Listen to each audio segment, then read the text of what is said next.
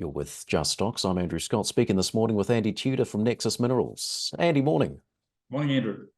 Look, Andy, looking ahead 2024, what are the big priorities for you? What are those near-term catalysts coming up? Yeah, thanks, Andrew. I think a lot of the hard work we've done in the last few years always is where we've gotten to today. Last Friday we turned on the diamond rig at Bethanga porphyry copper project in northeastern Victoria, and that's always a really exciting time when you're going into an area that nobody has ever drilled before.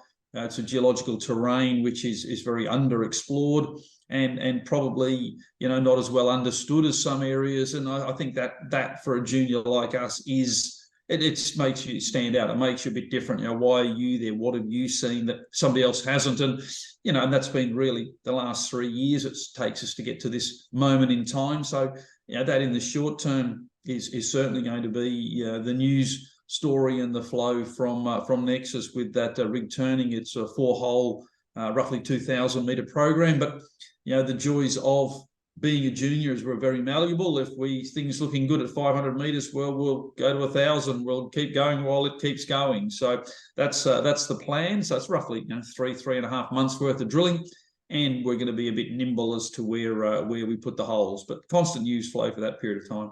And what are your plans, Andy, for Walbrook? Yeah, look, Walbrook, we've done a lot of drilling, obviously, in 2022, bringing it to a mineral resource estimate.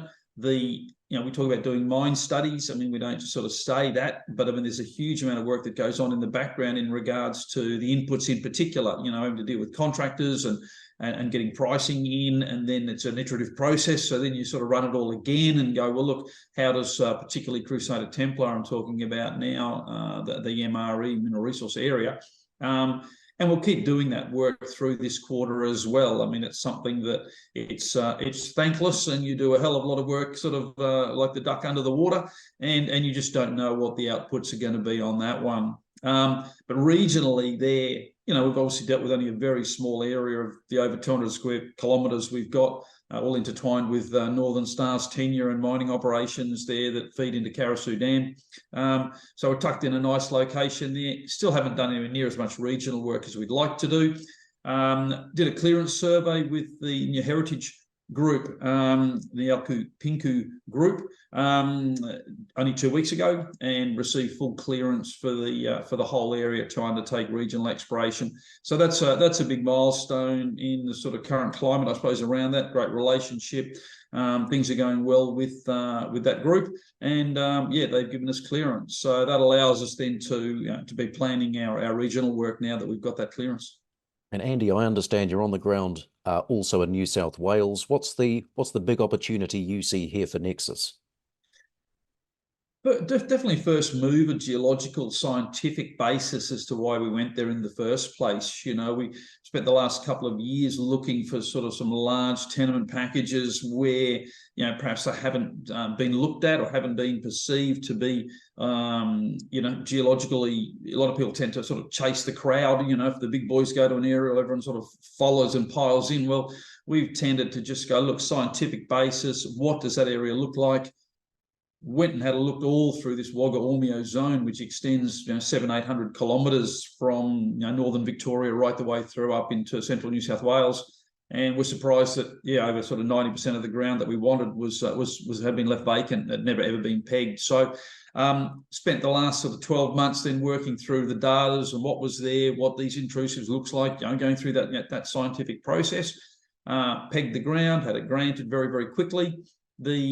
Now the regional data sets really was the first cab off the rank, was to pull in all of the geophysics, pull that in with the geochemistry, which we've done. We already received preliminary works from Southern Geoscience, our consultants, and our field crew started on the ground last week. So we're just sort of starting to go to areas that are highest priority. And once we actually get that formal report, obviously we'll put it out to the market. But it's certainly very much around these intrusive granites. Are they the right ones? Yes, they are. Where are the contacts? What are the high priorities? And let's hit the ground. So crew on the ground up there as well. And so that's keeping us very busy in that part of the world. And Andy, as far as your enterprise value, talk us through it and how you reckon Nexus sits alongside its peers?